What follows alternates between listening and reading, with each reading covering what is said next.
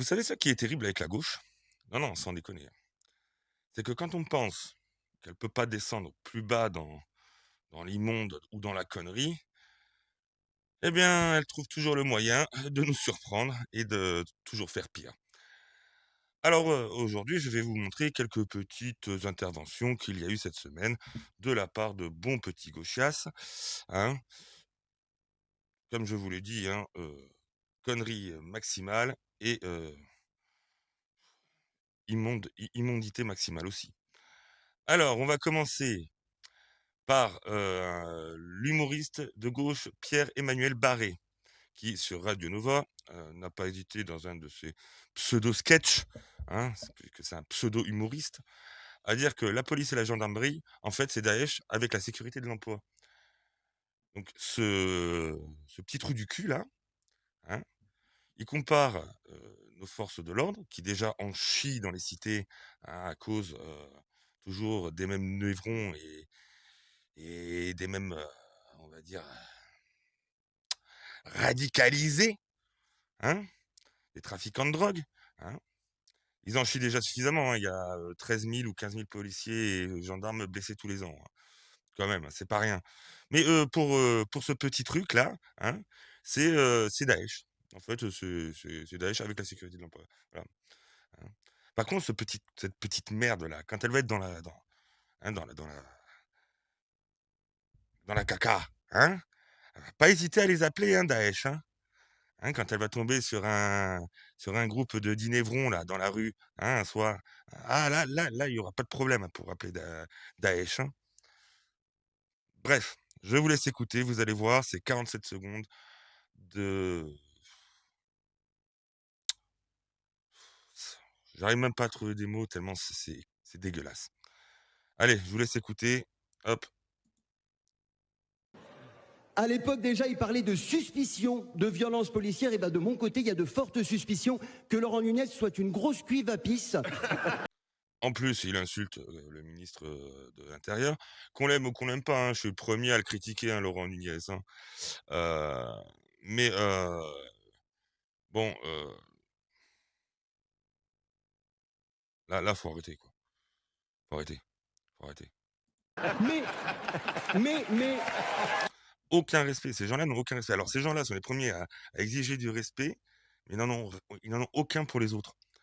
Ces gens-là sont les premiers à vous faire la moraline sur ce qu'il faut faire, ce qu'il faut pas faire, ce qui est bien, ce qui est mal. C'est les premiers à faire des trucs aussi. Enfin bon.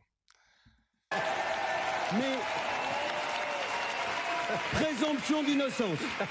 Et puis tout le monde applaudit, hein. Tous les bons gauchos, bobos, débilos, là, hein, les Pokémon LFistes, hein, et les punks à chiens, alors là, tout le monde applaudit, hein. On attend l'enquête de l'IGPN. Suspense. Non, bien sûr. Non, ils vont pas se réveiller un matin et admettre que ces institutions sont structurellement brutales, racistes et déresponsabilisées. Alors brutal, techniquement, les forces de l'ordre ont, la légitimité de la violence, hein. Si on a des forces de l'ordre et si, chacun ne se fait pas justice soi-même, c'est pour une raison, hein. Donc moi, j'aimerais plus justement qu'ils fassent encore plus usage de la violence, hein, surtout envers certains. Quant au racisme, heu, non, non, non. C'est simplement que, tu as des patterns, hein. Aujourd'hui, on les connaît. C'est sûr que quand tu arrives à un contrôle, que soit tu essaies de le forcer ou quand, tu te fais contrôler, heu tu réponds par, «Voilà, wesh, tu pas le droit», non, non, non, non, non, c'est pas du racisme.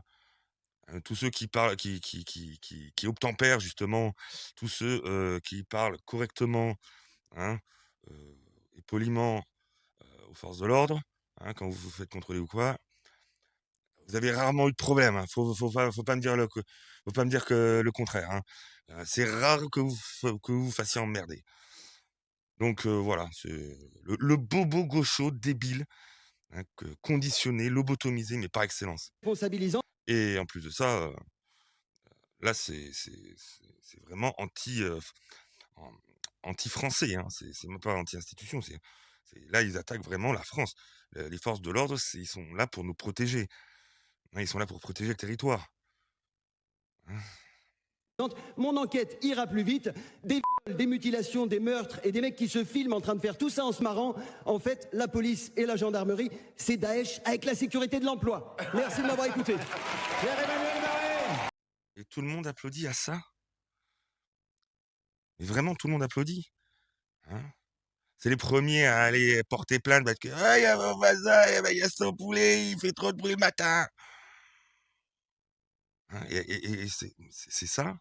Enfin non, là c'est les bobos de la ville, ça. Alors, ah, j'ai porté plainte parce qu'en bas de chez moi, il y a un mec, il a pissé contre la porte d'entrée. Hein. Dès qu'ils voient un mec les suivre sur 300 mètres, tout de suite ils appellent les flics. Hein. Ces gens-là, ils ont pas de couilles. Hein. Alors que le mec, si ça se trouve, il en a rien à foutre d'eux. Hein. C'est surtout ça. Hein, mais par contre, hein, pour les insulter, pour leur cracher à la gueule, moi franchement, ce mec-là, je serais les forces de rien à foutre hein, qu'ils aient pas le droit. Hein. Moi, je serais eux. Le mec, un jour, il appelle. Ah oui, oui, bah, on arrivera quand on aura le temps. Hein, on a des trucs à s'occuper. Et puis après tout, on est que Daesh. Hein. Moi, le mec, je le laisserais crever. Quoi, hein, franchement, c'est écœurant. Écœurant. Alors là, c'est une pépite. C'est une pépite. C'est une pépite. Hein, là, on voit le bon gros gauchias hein, avec sa tentative de déconstruction à la con. Alors, l'historien Louis Blin, l'historien et diplomate, alors là déjà tu t'inquiètes, hein, qui te sort Napoléon était un immigré musulman et il se prénommait Ali. Vous allez voir, c'est 3 minutes 30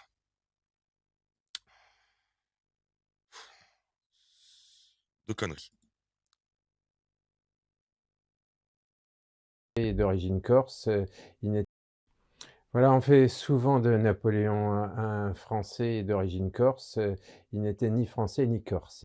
Est-ce que la famille de Napoléon a pu avoir des origines sarrasines, arabes? Ses lointaines origines étaient probablement sarrasines ou morts, on ne sait pas d'où, mais en tout cas, il Alors, on va aller voir ensemble.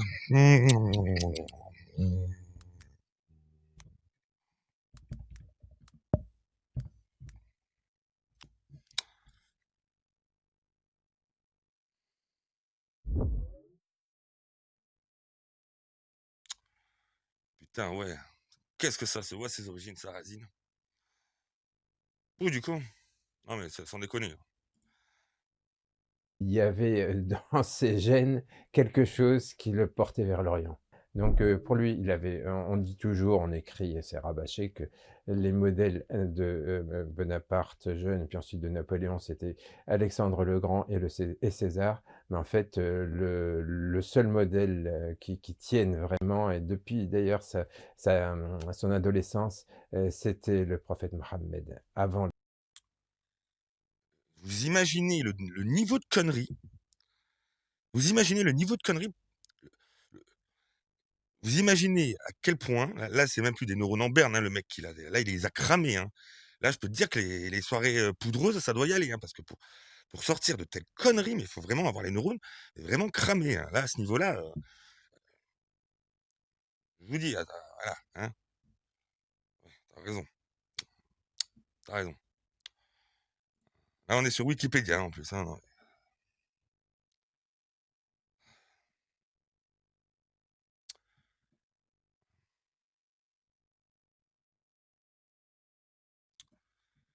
Ah merde, il n'y a pas de photo de son sacre là où il.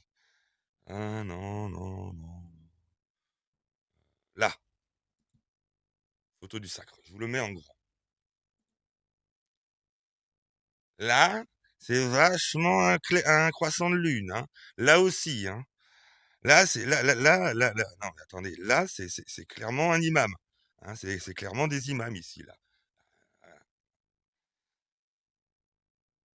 Et l'autre, il te sort ses conneries. Voilà. Les autres. Même quand il était jeune, il haïssait la France parce qu'il avait été victime du racisme français. C'est pour ça qu'il en a fait le plus grand pays du monde. Hein. C'est pour ça que pendant son règne, malgré les centaines de milliers de morts qu'il y a eu sur les champs de bataille, le peuple français ne s'est jamais aussi bien porté. Hein. Même s'il a été défait 15 ans plus tard, il reste quand même un modèle pour les Français. Et il détestait la France. C'est vrai que tu détestes la France et en même temps tu deviens son modèle. Moi, j'ai jamais vu ça, hein, personnellement. Quelqu'un qui déteste la France et devenir le modèle de ceux qui détestaient. Si, si, si, si, Mitterrand. Alors là, lui, mais ça c'est pareil, c'est les gauchias. Eux, ils font croire qu'ils aiment les Français, hein, parce que là en fait, il fait une transposition avec lui-même, hein, avec ce qu'il a dans la tête, son idéologie à la con, hein. Il se disait catholique officiellement, mais selon vous, musulman dans l'âme. Oui. Comment définiriez-vous son identité religieuse? Était-il donc catholique, déiste ou musulman? Alors, c'était un catholique qui préférait l'islam au christianisme. Dans ce cas-là, ça s'appelle un musulman. Ça s'appelle pas un catholique crétin. Mais attends. Puis honnêtement, j'en connais pas beaucoup, hein, des catholiques qui préfèrent l'islam à la chrétienté, hein, au passage. Non, mais voilà, c'est ce que je vous disais, hein. Là, les neurones, ils sont grillés, hein. Là, il y a eu des soirées poudreuses avant, hein, pour en arriver là, hein. Donc, c'était un immigré musulman qui était catholique par devoir et musulman par passion. On considérait un peu comme un métèque. Je vous dis, hein, c'est des malades mentaux, ces gens-là, hein. Le pire, c'est que là, on pourrait en rigoler presque. Mais vous allez voir que vous avez certains pseudo-intellectuels, là, débilos de gauche, qui vont se saisir de ça, et si ça se trouve, dans quelques années, vos gosses apprendront ça à l'école. Déjà qu'ils apprennent plus grand-chose, mais alors là, ils apprendront ça, cette version-là. La gauche, elle fait ça, elle détourne l'histoire, en fait, hein, elle réinvente l'histoire. Et aujourd'hui, ils apprennent cette réinvention de l'histoire aux gosses, hein. Par exemple, quand on vous dit le régime de Vichy, c'était l'extrême droite, non, les mecs, le régime de Vichy, c'était la gauche. Sur 18 ministres, tu avais 3 généraux, tu avais un paysan, et tout le reste, c'était de la gauche. Gauche radicale, Parti socialiste, les syndicalistes, etc., etc. C'était que de la gauche. Pétain lui-même, c'était un gauchiste, c'était un immigrationniste. Voilà. Non, non, je déconne pas, hein, heu, on vous dit: «Ouais, mais la droite, elle a voté». Attendez, la gauche, il y avait plus de représentants de gauche que de droite, et c'est eux qui ont voté aussi, hein, plus pour, hein. Non mais hein, si Pétain a eu un gouvernement de gauche, hein, et non pas de droite ou d'extrême droite, c'est pas pour rien, hein. Bon, les vrais collabos, c'est eux, hein. Faut pas oublier que le journal L'Humanité, quand les Allemands sont entrés dans Paris, ont dit «Bienvenue à nos amis allemands», hein, en 40. Non, non, mais faut pas l'oublier. Faut pas oublier ça. Et ces gens-là, hein, et aujourd'hui, ils vous disent: «Ah, c'est l'extrême droite». L'extrême droite, à l'époque, c'était l'Action française. Ça a été les premiers à entrer en résistance. L'extrême droite en France, c'est les royalistes. Alors déjà, il y en a plus beaucoup, hein. Il y en a, il y en a. Je dis pas qu'il y en a pas. Il y en a plus beaucoup, j'ai dit. Mais combien de fois il y a eu des attentats faits par des royalistes? Non, non, mais sans déconner, réellement. Alors peut-être qu'il y en a eu, hein, mais ça doit se compter sur les doigts d'une main, hein. Maintenant, combien il y a eu d'attentats terroristes islamiques? Voilà. Combien il y a eu de morts dues à l'extrême droite, aux royalistes? Combien il y a eu de morts avec la gauche, déjà, sans parler des islamistes, parce que je parle des islamistes parce qu'aujourd'hui ils sont complices, mais rien que de la gauche, hein. Rien qu'après la Révolution, la Terreur, c'était la gauche, hein, les gars, hein. Non, mais attendez, hein, quand c'est la gauche qui tire sur le peuple, c'est la gauche qui massacre, hein, les Vendéens et tout ça. C'est pas la droite, hein. Ces gens-là sont vraiment des malades mentaux. Et que, enfin, c'est tout juste s'il n'était pas arabe aux yeux des, des Français. Donc, Arabes aux yeux des Français. Je vous dis, hein, la connerie, mais à l'état pur. Là, honnêtement, j'aurais jamais cru qu'ils pouvaient faire pire. Là, ils m'ont prouvé que si, c'est possible. Ils ont un intellect tellement détraqué que si, ils sont possibles. il avait la conviction qu'on pouvait changer de religion sans changer d'âme, hein. Il avait la conviction que les monothéismes étaient compatibles. Comment il le sait? Il y était. Il l'a connu. Il était dans sa tête. Il a parlé avec lui. Donc c'était bien aux Français qu'il s'adressait. Il leur disait: «Oui, moi je suis musulman», il le proclamait, il le répétait et pourtant il n'avait absolument rien à gagner à Paris en le faisant. Il a jamais dit, hein. Je sais pas où il a vu ça, je sais pas où il a et il a entendu ça comme, je vous le montre, hein, je vous le remontre, hein, le sacre, hein, hop, hein. Je vais vous montrer ça. Putain, là, hein, là, c'est pas des imams, hein. Là, vous avez, un cardinal, vous avez des évêques, vous avez, là, c'est pas, vous je crois que même là, il y a le pape ou un truc comme ça, hein. Là, non, là, c'est des chrétiens là que tu as là, hein, c'est pas des musulmans, hein. Vous imaginez la vraiment, Il a probablement donc, à l'époque, été charmé par, la récitation de la Burda, hein, d'après ce que j'ai compris, c'est presque d'après ce qu'il a compris, hein. Apparemment, il comprend pas grand-chose, hein. certain. Et moi, j'aimerais savoir s'il s'est pas converti lui. Non, mais parce que là, quand la façon dont il parle, j'ai l'impression que le mec, il est carrément converti ou du moins c'est un vrai dhimmi, hein. C'est un vrai soumis, hein. Et à la sortie de ça, il a dit: «Je m'appelle Ali», hein, Il a jamais dit qu'il s'appelait Ali, hein. Et c'est lui là, il a dû avoir une espèce d'hallucination un soir de soirée poudreuse, hein. Ah, oh, tiens, il avait dit ça. donc il s'est probablement, converti, D'ailleurs, il y a une à ce certaine titre, naïveté à ce là-dedans, hein. titre-là, Mmh. d'ailleurs, aujourd'hui, certains membres de l'extrême droite affublent l'ancien maire de Bordeaux. Oui, Alain Juppé, oui. Ils l'appellent donc Les, islamophobes peuvent proclamer leur, Voilà, tout de suite les islamophobes. Donc déjà ce mot-là, c'est un mot inventé par les frères musulmans pour pouvoir nous envahir, hein, et utilisé par la gauche, hein, cette gauche immigrationniste, cette gauche anti-France, cette gauche anti-français, cette gauche anti-histoire, anti-culture française, hein, c'est le mot qu'ils utilisent pour, permettre cette invasion. Payé par vous, hein, bien sûr, parce que hein, voilà. L'immondice de la gauche dans toute sa splendeur, le beau visage, je vais le mettre en grand même. Petite copie d'écran, voilà, le beau visage de la gauche, toute sa splendeur. Voilà, je vais revenir avec lui aussi. Hop, je prendrai sa trombine après. Alors,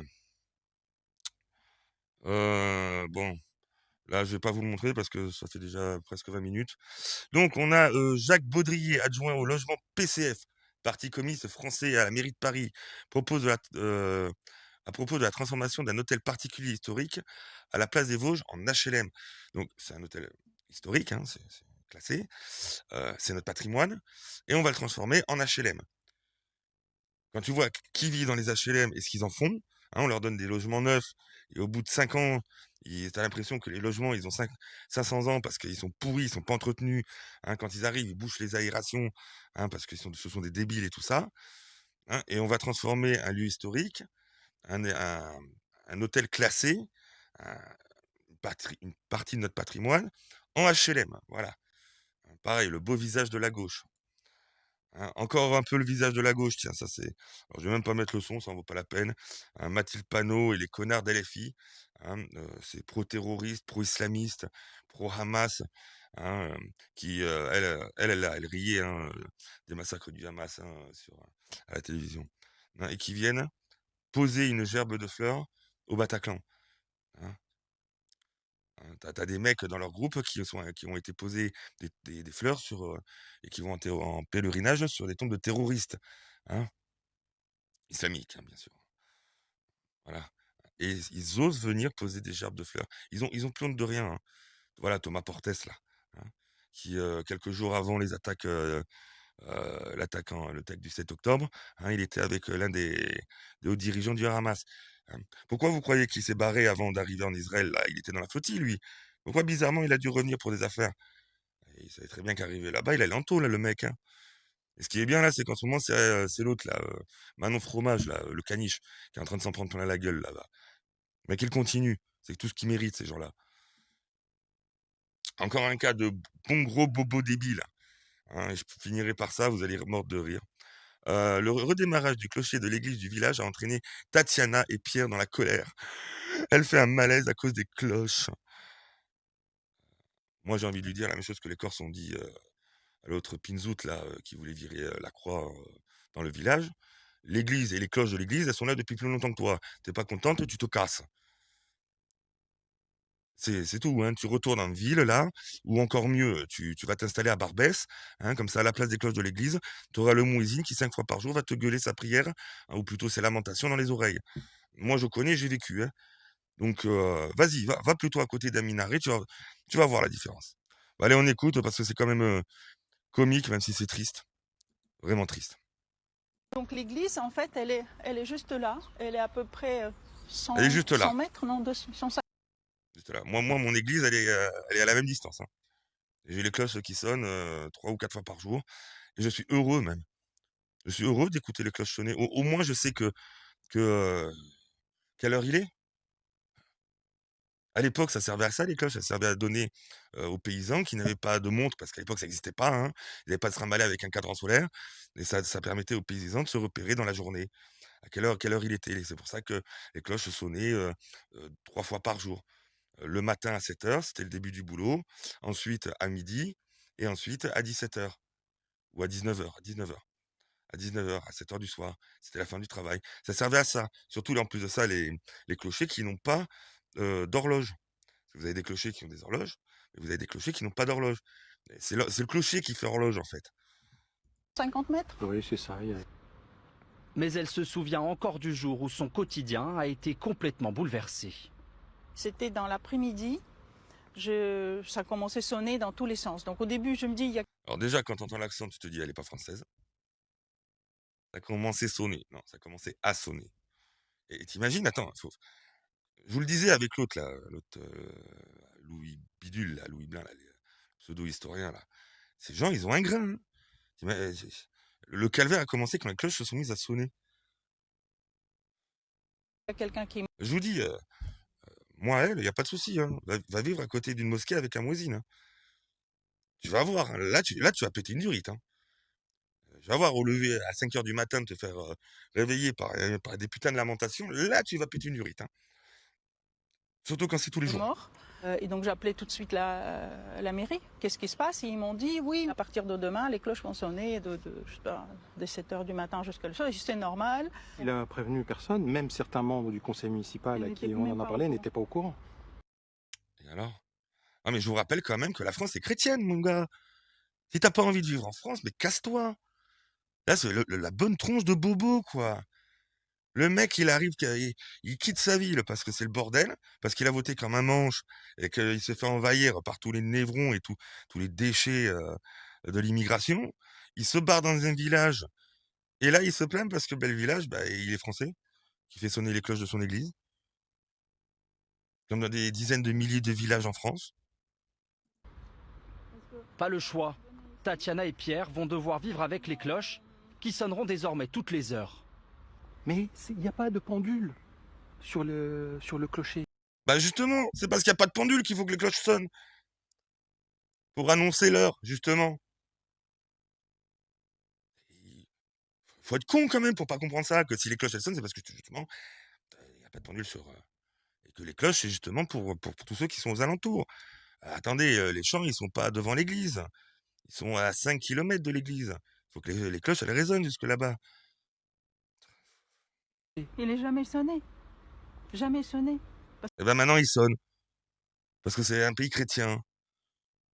Parce qu'il y a Moi, pas de j'ai pas pendule. besoin qu'on me rythme ma vie avec des cloches qui sonnent, qui m'indiquent les heures. Eh ben toi, t'en as peut-être pas besoin. Si t'en as pas besoin, tu te casses. Comme je l'ai dit avant, hein. Je lui dis là, ce truc-là. L'église, elle était là avant toi. T'es pas contente, tu prends tes clics et tes claques et tu te barres. T'inquiète pas, c'est pas parce que les cloches elles sonnent que ta maison tu vas pas la revendre, hein, bien au contraire, hein. Tu la revendras même peut-être plus vite, hein. Au moins, ceux qui l'achèteront, les cloches ça les dérangera pas et ils savent que ceux que ça dérange viendront pas s'installer à côté et ils seront tranquilles. Tout bénef. Ouais.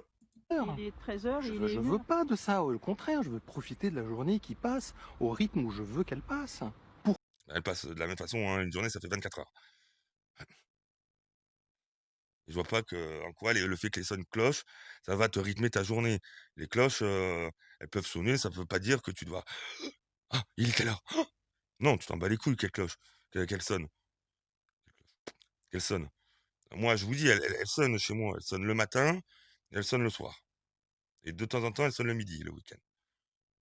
Ah, moi, ça me fait un: «Ah, bah, tiens, il est à l'heure». Après, si j'ai quelque chose à faire, oui, ça m'aide. Si j'ai rien à faire, je m'en bats les couilles, je m'en tamponne. Pourquoi est-ce qu'il faut créer un bruit et dire aux gens, vous allez vous y habituer?